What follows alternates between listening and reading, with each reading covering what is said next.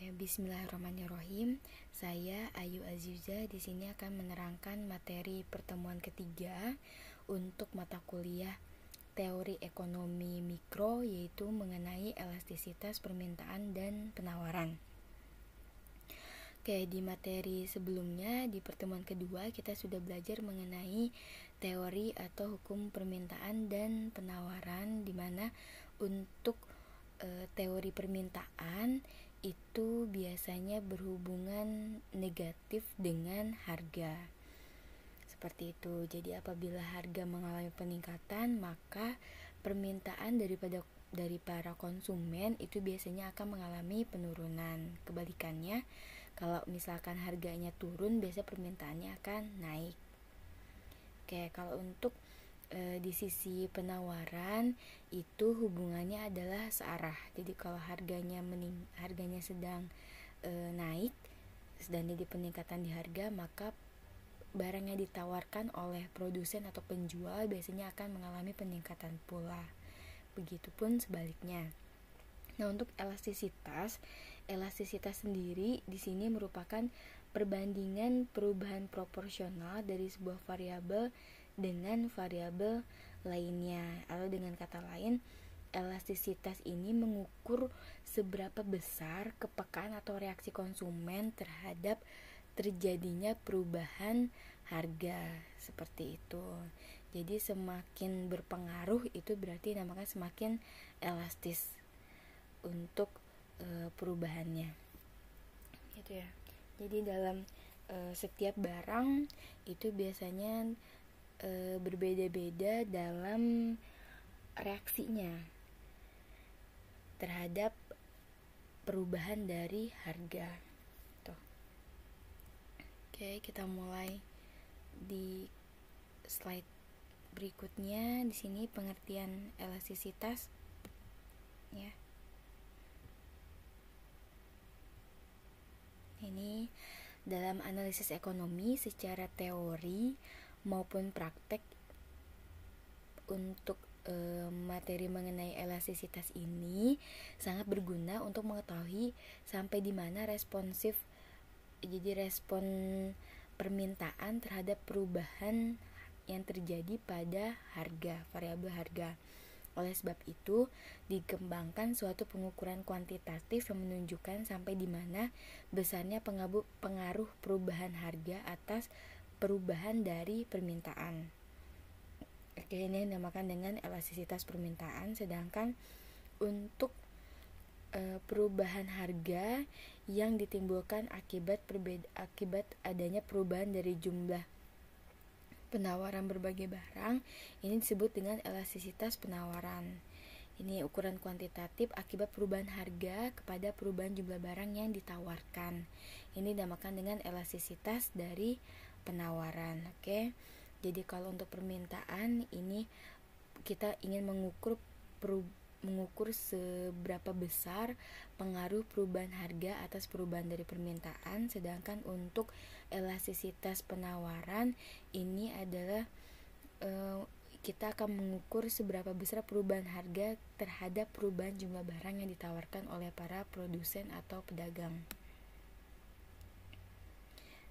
Manfaat analisis permintaan di sini setidaknya ada 2 manfaat yang dapat diterima oleh para produsen maupun oleh pemerintah.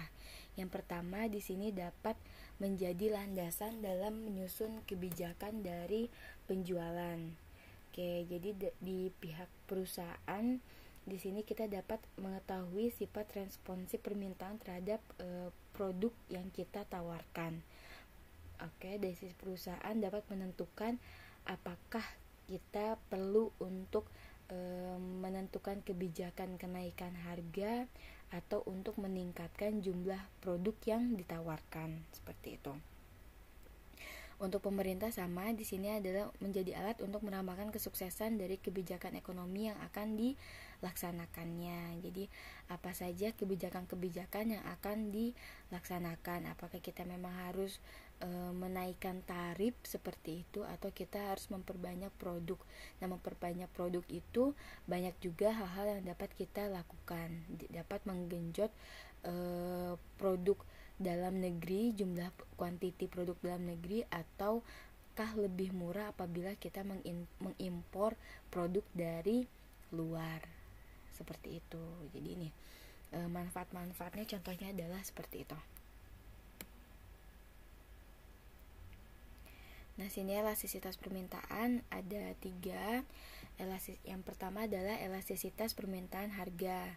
Ini kita ingin mengetahui seberapa besar perubahan jumlah barang yang diminta apabila terjadinya kenaikan atau penurunan dari variabel harga. Lalu yang kedua, elastisitas permintaan pendapatan. Jadi sejauh mana ada perubahan dari jumlah permintaan apabila terdapat perubahan pendapatan dari sisi pembeli. Seperti itu. Yang ketiga di sini permintaan silang, seberapa besar perubahan permintaan atas suatu barang apabila terjadi perubahan atas harga substitusinya atau barang pengganti. Jadi semakin banyak barang pengganti yang dapat menggantikan produk tersebut, maka biasanya dia memiliki kekuatan yang kecil untuk mempermainkan harga, menaikkan atau menurunkan harga, seperti itu.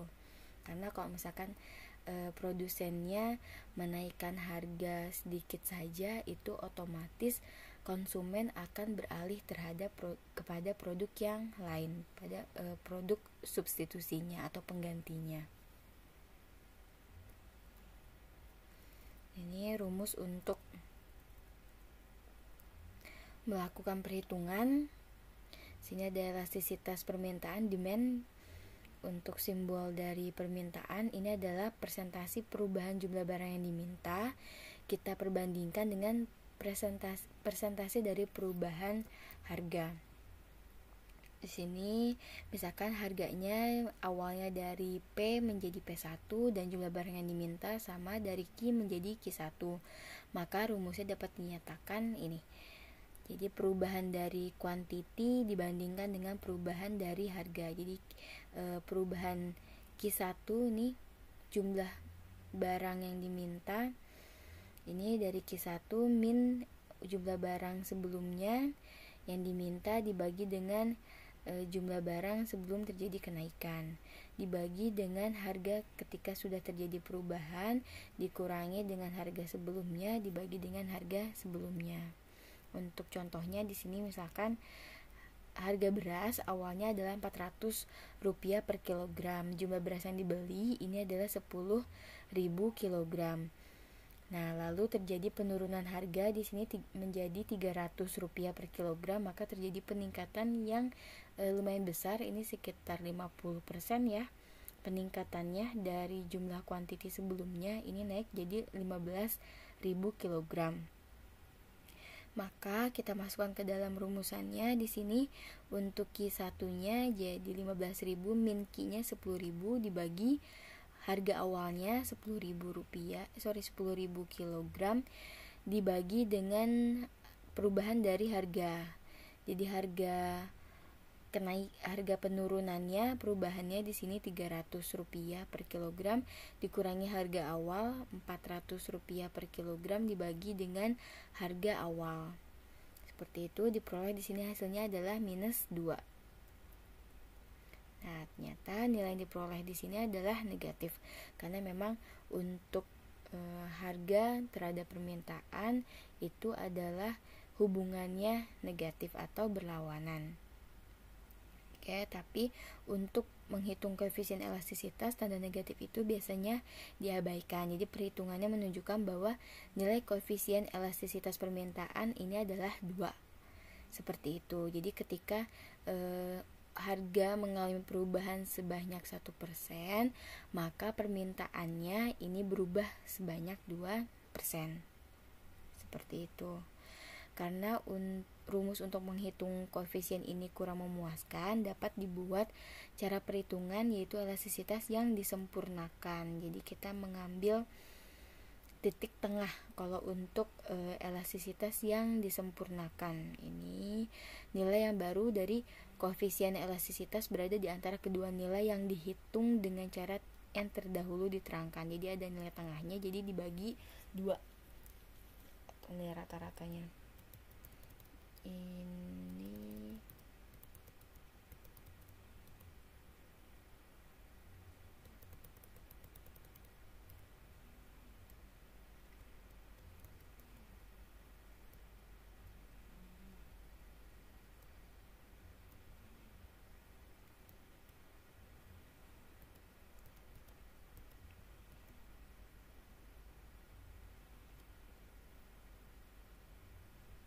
Oke, kita lanjut ke jenis-jenis elastisitas permintaan.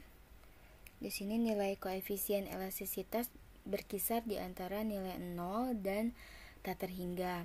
Elastisitas adalah 0 apabila perubahan harga di sini tidak merubah jumlah yang diminta. Oke. Lalu untuk jumlah yang diminta tetap saja jumlahnya walaupun harga mengalami kenaikan atau penurunan. Ini untuk jenis-jenis elastisitasnya. Sini ada 5. Yang pertama adalah tidak elastis sempurna. Ini. Tidak elastis sempurna di sini adalah kurva permintaan yang koefisien elastisitasnya bernilai 0.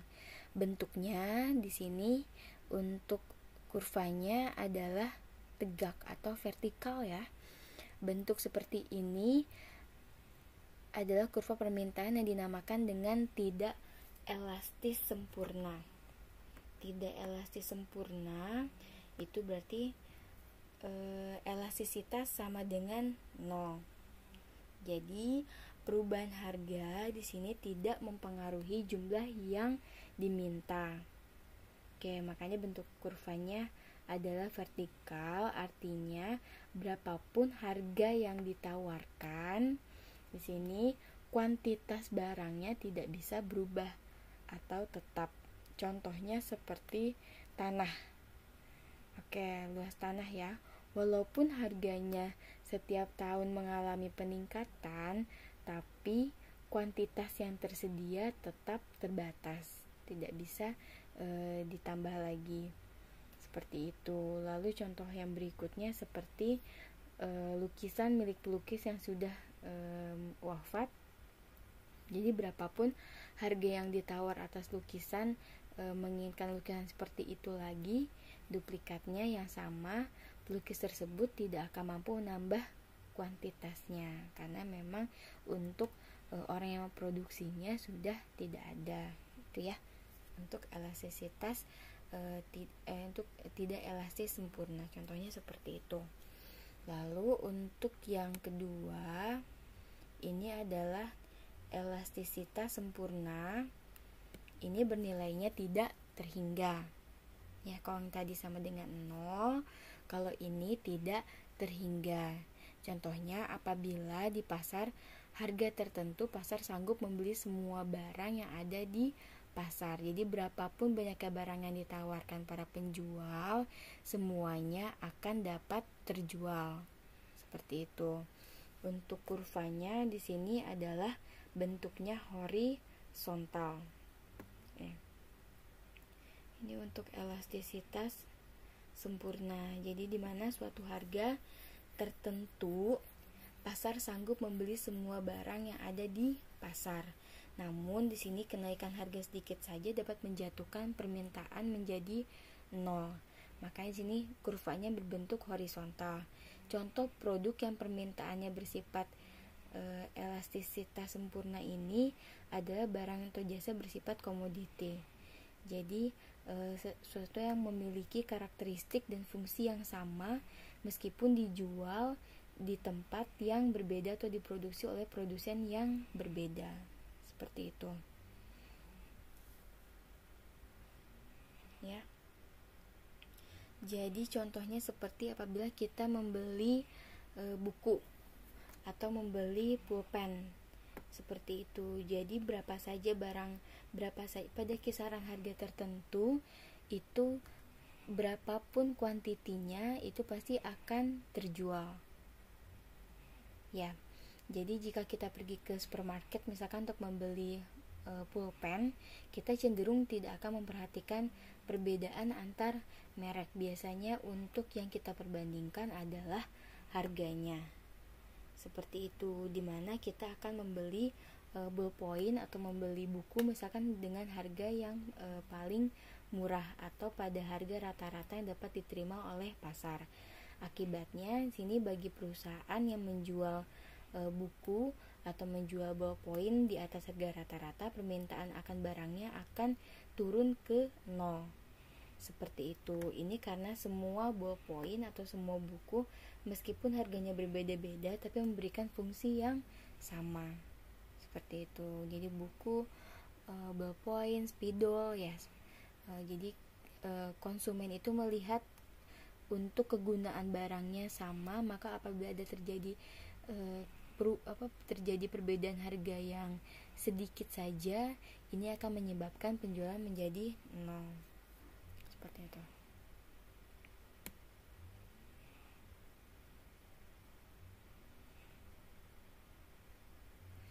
Yang berikutnya jenis elastisitas permintaan yang ketiga, ini adalah elastisitas uniter, yaitu kurva mempunyai koefisien elastisitas permintaan sebesar 1.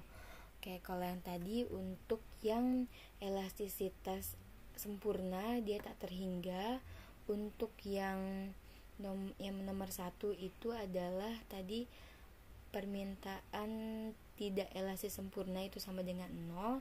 Sedangkan untuk yang uniter ini adalah sama dengan 1. Jadi persentase perubahan kuantitas permintaan sama dengan persentase perubahan harga. Contoh produk yang elastisitas uniter ini tidak dapat disebutkan secara spesifik ya, karena jenis permintaan ini sebenarnya lebih sebagai pembatas antara permintaan elastisitas dan tidak elastis, sehingga belum tentu ada produk yang dikatakan memiliki sifat permintaan uniter yang elastis. Oke, ini untuk kurvanya. Lalu yang keempat sini tidak elastis.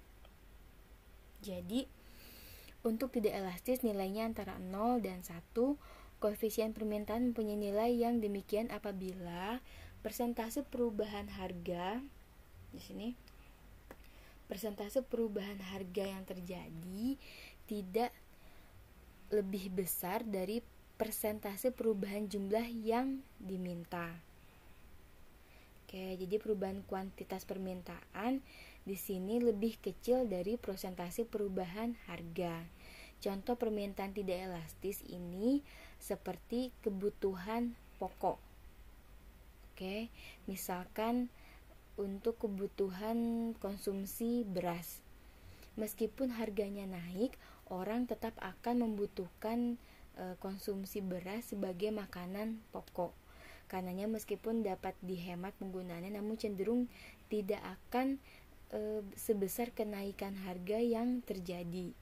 Seperti itu. Jadi walaupun harganya naik, biasanya permintaan atau penggunaan dari para konsumen itu sifatnya tetap seperti sebelum terjadinya peningkatan. Itu dinamakan dengan tidak elastis. Jadi peningkatan harga tidak berpengaruh terhadap perubahan dari permintaan. Seperti itu. Atau untuk kebutuhan minuman juga sama ya, walaupun air minuman kemasan mungkin kita biasa menggunakan air galon di satu keluarga itu satu minggu kebutuhannya adalah 4 galon. Nah walaupun terjadi peningkatan harga itu kita tetap akan mengkonsumsi sebanyak sebelum terjadi peningkatan juga, seperti itu. Begitupun kebalikannya, walaupun dari harga tersebut, harga kebutuhan pokoknya mengalami peningkatan, kita tidak akan membeli dalam jumlah yang lebih besar daripada peningkatan harganya. Jadi walaupun harga berasnya diturunkan, misalkan sampai harga terendah sekalipun, misalkan di bawah di atas 50% untuk perubahan harganya, penurunan harganya ya, harga beras misalkan, tapi tetap konsumsi yang kita gunakan, konsumsi rumah tangga itu biasanya akan tetap gitu.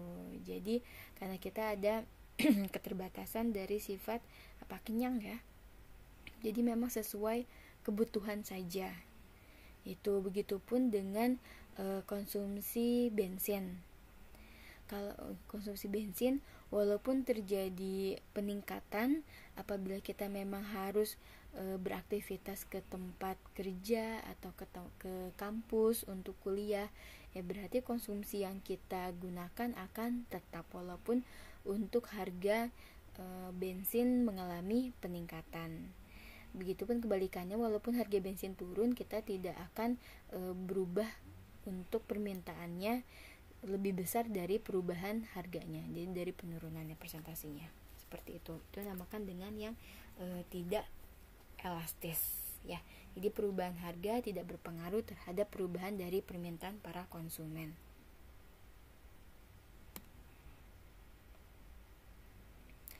Yang selanjutnya di sini untuk yang elastis. Elastis ini berarti adalah harga berubah maka permintaan akan mengalami perubahan dengan persentase yang melebihi persentase perubahan harga. Jadi kebalikannya dari yang tidak elastis. Jadi untuk yang elastis ini biasanya nilainya adalah lebih besar dari 1. Jadi persentase perubahan kuantiti permintaan di sini lebih besar dari persentase perubahan harga. Kebalikan yang tadi ya, yang keempat. Ini sering terjadi pada produk yang mudah dicari untuk substitusinya atau barang penggantinya. Misalkan seperti pakaian, lalu snack, makanan ringan. Jadi hal-hal yang tidak masuk kebutuhan pokok ini biasanya masuk ke yang elastis. Jadi apabila terjadi peningkatan dalam harga, maka ini peningkatan sedikit saja dari harga, maka akan lebih besar terjadi perubahan di sisi permintaannya. Jadi kalau kita menaikkan harga pakaian yang kita jual ini, maka orang akan dapat dengan mudah untuk berpindah ke produk yang lain. Seperti itu. Makanan ringan, lalu punya di luar kebutuhan pokok ini biasanya masuk ke elastis. Ya. Nah, ini faktor-faktor yang mempengaruhi. Yang pertama adalah tingkat kemampuan barang lain untuk menggantikan. Jadi yang tadi, semakin banyak barang substitusi, maka otomatis peningkatan sedikit saja dari harga itu konsumen akan beralih ke produk yang lain. Lalu persentase pendapatan yang akan dibelanjakan untuk membeli barang. Jadi semakin besar pendapatan, maka semakin elastis permintaan atas barang tersebut. Lalu jangka waktu permintaan ini semakin jangka waktunya semakin lama, maka elastisitas permintaan akan semakin tinggi.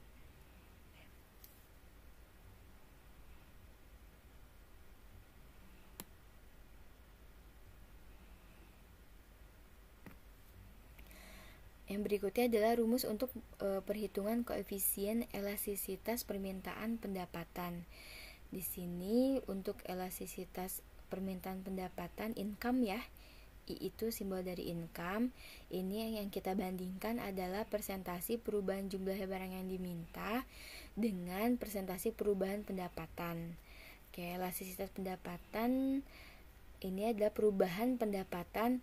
Perubahan dari pendapatan menimbulkan pertambahan permintaan yang lebih besar dari perubahan pendapatan. Contohnya adalah barang-barang yang tahan lama dan mewah. Sedangkan untuk yang tidak elastis adalah perubahan pendapatan menimbulkan perubahan yang kecil atas jumlah yang diminta. Contohnya ini adalah kebutuhan yang pokok dan pertanian. Seperti itu. Nih, jadi untuk yang elastis yang tadi adanya perubahan permintaan akibat adanya pertambahan permintaan. Ini contohnya barang-barang tahan lama dan mewah. Sedangkan untuk yang tidak elastis yang tadi yang berkaitan dengan kebutuhan pokok itu biasanya sifatnya adalah tidak elastis. Seperti itu. Jadi mau ada peningkatan pendapatan tapi untuk kebutuhan pokok yang diminta biasanya akan tetap. Ya. Lalu untuk. untuk elastisitas silang ini cross. Jadi persentase perubahan barang X yang diminta dibandingkan dengan persentase perubahan harga barang Y. Jadi kalau harga barang Y-nya naik, maka jumlah permintaan atas barang X-nya berkurang. Oke, jadi ini untuk barang substitusi ya. Sebaliknya, kalau barang Y-nya turun, maka jumlah permintaan barang X-nya akan bertambah. Oke, contohnya di sini mobil dengan BBM. Harga BBM naik, ini bertambah mahal, maka permintaan atas mobil akan berkurang karena orang akan memilih menggunakan kendaraan umum. Jadi penggantinya. Nih, mobil dengan BBM, harga BBM naik, maka bertambah mahal untuk harganya, maka permintaan atas mobil akan berkurang.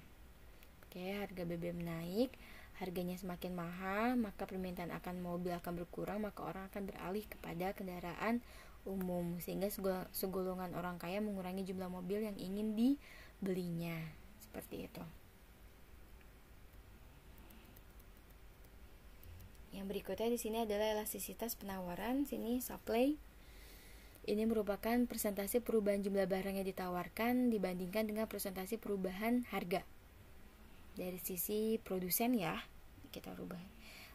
Yang tadi sudah dari sisi konsumen atau sisi permintaan, sekarang kita beralih ke sisi penawaran atau produsen, penjual. Sini elastisitas supply sama dengan QB dikurangi QA. Jadi kuantiti perubahannya dikurangi dengan kuantiti awal, lalu dibandingkan dengan kuantiti awal. Seperti itu.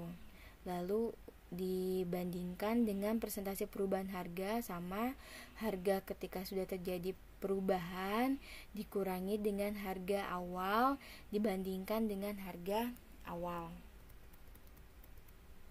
Nih, 5 golongannya sama sebenarnya dengan yang permintaan ya untuk elastisitas penawaran. Ini untuk kurvanya. Di sini untuk yang sebelah kiri ada S0, di sini yang vertikal dan horizontal. Vertikal horizontal ini berarti adalah untuk elastisitas yang sempurna. Ini adalah yang SO, S0. Di sini S0 elastisitas sempurna terwujud apabila penjual bersedia menjual semua barangnya pada harga tertentu. Apabila penawaran suatu barang bersifat elastisitas sempurna, maka kurva penawarannya sejajar dengan sumbu datar. Untuk yang S1 di sini yang tidak elastis. Tidak elastis yang sempurna ini jadi sumbunya adalah yang horizontal. Vertikal ya. Untuk yang S1 sini yang tidak elastis sumbunya tegak atau vertikal. Di sini terwujud apabila perusahaan sama sekali tidak dapat menambah penawarannya walaupun harga bertambah tinggi. Yang tadi ya, apabila jumlah lahannya memang terbatas, maka walaupun harga yang ditawarkan semakin meningkat pun itu kita tidak bisa menambah jumlah kuantitinya. Lalu untuk S2 ini untuk yang tidak elastis. Apa perubahan harga menimbulkan perubahan yang kecil dari sisi penawaran. Ini untuk yang tidak elastis. Contohnya yang seperti kebutuhan pokok ya, perubahan harga sini hanya menimbulkan hanya dapat merubah kecil dari sisi penawarannya. Lalu untuk garis S3 ini yang uniter ya, yang sama dengan 0. Jadi untuk perubahan harga sama dengan persentase dari perubahan kuantitinya dengan 0. Lalu untuk yang elastis, jadi perubahan harga menyebabkan perubahan yang besar terhadap penawaran. Ini kalau misalkan memang banyak barang-barang substitusi atau barang-barang yang pengganti dari produk yang kita hasilkan. Jadi perubahan harga sedikit saja ini akan berpengaruh besar terhadap yang ditawarkan, seperti itu. Ini faktor-faktor yang mempengaruhi elastisitas penawaran. Yang pertama adalah sifat perubahan dari ongkos produksi, yang kedua adalah jangka waktu dari analisis. Nah, untuk ongkos produksi ini biasanya penawaran akan bersifat tidak elastis apabila kenaikan penawaran hanya dapat dilakukan dengan mengeluarkan biaya yang sangat tinggi. Yang kedua adalah tingkat penggunaan kapasitas perusahaan telah mencapai tingkat yang tinggi, maka investasi harus dilakukan untuk menambah produksi. Yang ketiga, faktor-faktor produksi yang diperlukan untuk menaikkan produksi sangat sukar untuk diperoleh. Seperti itu. Jadi kenaikan penawaran hanya dapat dilakukan dengan mengeluarkan biaya yang sangat tinggi. Jadi ini sifatnya tidak bisa elastis ya. Jadi walaupun terjadi peningkatan harga, tapi apabila kita akan meningkatkan penawaran, ini akan mengalami kesulitan karena kita memerlukan biaya operasional atau ongkos produksi yang sangat tinggi, atau sini kapasitas perusahaannya sudah maksimal untuk memberikan kuantiti yang jumlahnya maksimum di sisi penawaran. Maka untuk menambah jumlah produksi ini kita harus menambah investasi. Misalkan jumlah lahan di pabriknya atau alat-alat mesin-mesinnya itu sudah mencapai kapasitas maksimal, maka apabila terjadi peningkatan harga, sebenarnya kan kita sebagai produsen ingin juga meningkatkan penawaran atau jumlah produksi, tetapi terbatas dalam kapasitas alat atau kapasitas lahan yang dimiliki oleh perusahaan, seperti itu. Jadi ini tidak bisa ditambah.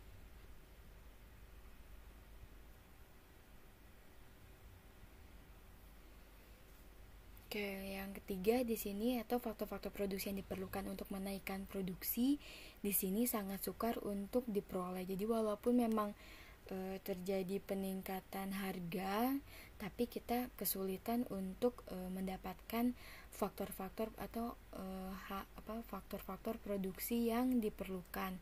Contohnya misalkan ketika akan terjadi pandemi ya, itu kan harga masker sangat tinggi, permintaannya sangat tinggi, harganya sangat tinggi. Maka tapi kan waktunya itu memang sangat terbatas. Lalu untuk foto produksinya, mungkin untuk memproduksi masker itu diperlukan bahan yang tidak biasa seperti itu, sehingga diperlukan bahan-bahan yang sesuai dengan standar dari kesehatannya. Makanya walaupun terjadi peningkatan harga, tapi kita tidak bisa memproduksi secara langsung, tidak bisa menaikkan produksi karena memang keterbatasan dari faktor-faktor produksinya, dari bahan-bahan yang akan digunakan untuk proses produksi, seperti itu. Jadi walaupun terjadi peningkatan dari jumlah permintaan masker, harganya meningkat, tapi kita terbatas dalam faktor produksinya, sehingga kita tidak bisa menambah jumlah kuantiti. Lalu yang kedua tadi adalah ini, jangka waktu. Jadi dibedakan ada masa yang amat singkat, maka kita tidak bisa dapat dengan mudah untuk merubah jumlah kuantiti. Jangka pendek biasanya kita bisa mengubah kuantiti dengan jumlah yang ada batasnya, mungkin batas maksimalnya. Kalau jangka panjang kita bisa melakukan investasi, misalkan menambah lahan atau menambah mesin untuk yang jangka panjang ya. Nah ini untuk yang jangka waktu amat singkat, ini biasanya para penjual tidak dapat menambah penawarannya karena yang tadi ya, karena waktu yang diberikan ini sangat singkat, karena kita untuk membuat suatu barang tentunya memerlukan bahan-bahan atau faktor-faktor produksi yang diperlukan, seperti itu. Maka jumlah barang diperjualbelikan karena suatu sebab adanya kenaikan permintaan. Dalam masa yang sangat singkat jumlah barang tidak dapat ditambah, maka harga mengalami kenaikan yang sangat tinggi. Contohnya yang terjadi ini ketika akan pandemi ini jadi peningkatan dari alat-alat medis seperti itu. Lalu jangka pendek ini, dalam jangka pendek kapasitas alat produksi yang ada tidak dapat ditambah, tetapi setiap perusahaan masih dapat menaikkan produksi dengan kapasitas yang tersedia atau kapasitas yang maksimal dengan cara menggunakan faktor-faktor produksi termasuk barang modal secara lebih intensif. Jadi misalnya kita bisa terapkan jam lembur gitu bagi para karyawannya ini untuk menaikkan jumlah produksi dalam jangka waktu yang pendek. Contohnya memperpanjang jam kerja, memperbaiki manajemen produksi, menggunakan tenaga kerja yang lebih efektif. Misalkan kita menambah tenaga-tenaga honorer atau tenaga-tenaga yang kita gunakan dalam jangka waktu tertentu seperti itu. Lalu usaha ini akan dapat menambah produksi dari barang yang ditawarkan, tetapi penambahannya itu memang yang terjadi tidak terlalu besar. Nah, untuk yang jangka panjang, ini produksi dan jumlah barang yang ditawarkan ini dapat dengan mudah ditambah dalam jangka panjang. Penawaran menjadi bersifat elastis. Barang yang diperjualbelikan bertambah karena permintaan bertambah. Tapi ini karena jangka panjang, pertambahan ini adalah jauh lebih besar dari penambahan dalam jangka pendek.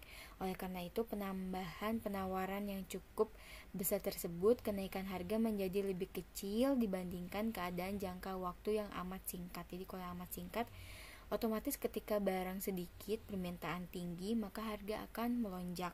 Sedangkan kalau misalkan jangka panjang kita bisa memproduksi barang dengan jumlah yang banyak, maka terjadi peningkatan harganya hanya sedikit, seperti itu peningkatan harganya. Oke, sekian materi untuk pertemuan ketiga. Silakan dipelajari juga dari sumber-sumber referensi yang lainnya. Oke, terima kasih untuk perhatiannya.